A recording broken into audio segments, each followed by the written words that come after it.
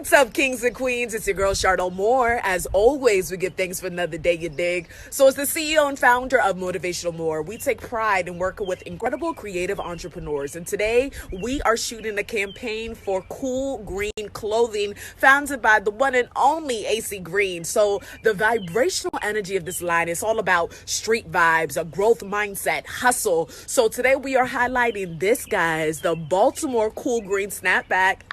How cute is this? Look at this. So we're going to have so much fun on the shoot. And I'm telling you, follow cool green clothing. It's so important for us to support our entrepreneurs. There's so much talent in Baltimore. And as a creative entrepreneur myself, I know how hard it is. And I love to see just people going out there and going for their dreams. So let's get it. What is going on, YouTube fam? It's your boy Tony 2Times, and we back with another episode of the Baltimore Way, man. Before I start, be sure to smash that like button. Definitely watch this video to the end to hear the full story. Subscribe if you're new to the fam. Tap that notification bell for future uploads. Let's get right into it. Having fallouts with friends or associates is a normal thing. We as people don't always see eye to eye. I was taught if someone is playing you too close, agrees with everything you say and do, you should watch them because it might be a hidden agenda. And when a fallout between friends comes to a point and one of their minds, the brotherhood is unfixable, some people take matters into their own hands, leaving their so-called friends gone and the family with no answers. And on this episode of the Baltimore Way, we will discuss a case involving a former BPD spokesperson, TJ Smith's little brother, that led to Deion Smith being gone. According to sources, Terrell Gibson and Deion were cool. The two men had built a friendship, and Terrell even hung out at Deion's apartment. So when the call came in to BPD on July 2nd, 2017 about a shooting at 1401 Argyle Avenue, a mystery would start. Allegedly, once police arrived, they found Deion suffering from a gunshot wound to the cheek. Due to the type of weapon was used, unfortunately, the young man was gone instantly.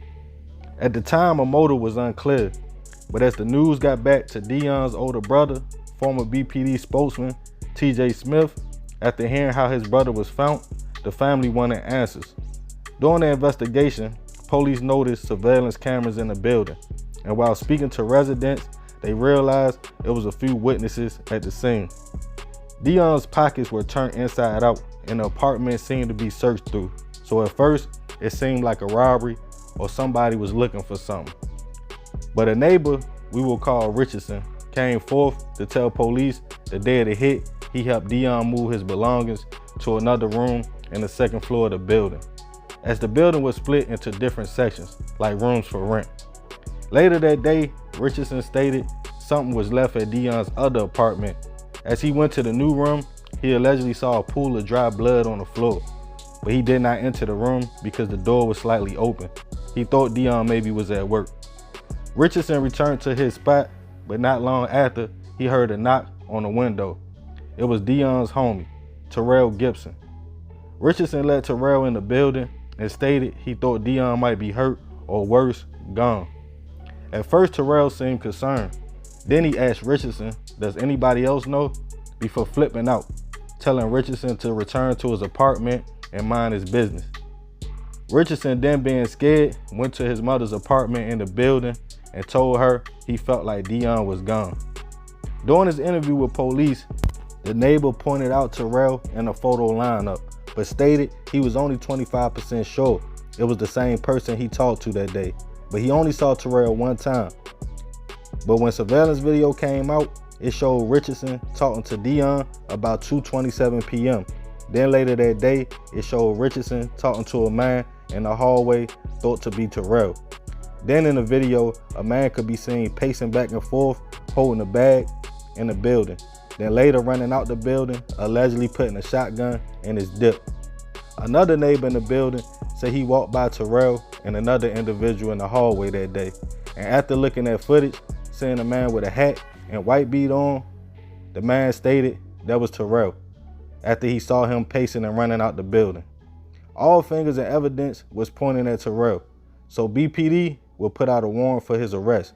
But the question still remained, what was the reason for the hit? This is where the case gets tricky. Terrell's DNA was not found at the scene or on Deion's pockets. No weapon was ever found, and when BPD brought Terrell in for questioning, he denied having any reason to hurt Deion.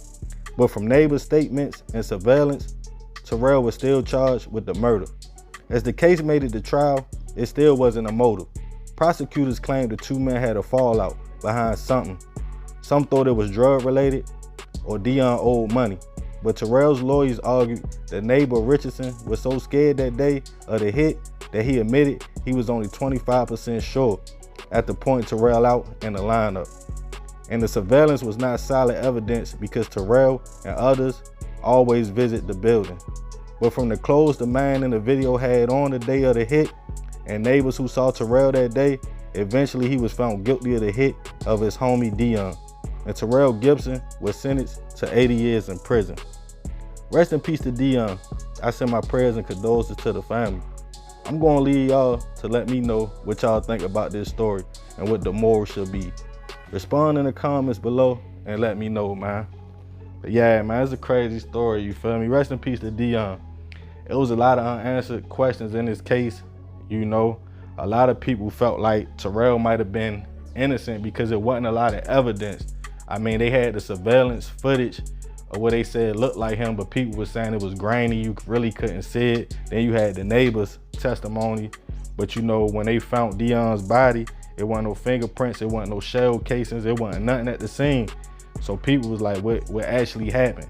And then by him being the younger brother of a police spokesman, they just felt like it was a lot of attention on the case from day one, so the community was gonna speak up. They just felt like Terrell basically was set up for failure from the jump. He was gonna get convicted. But man, I don't know, man. You know, they say they was homies. You feel me? They say they was cool.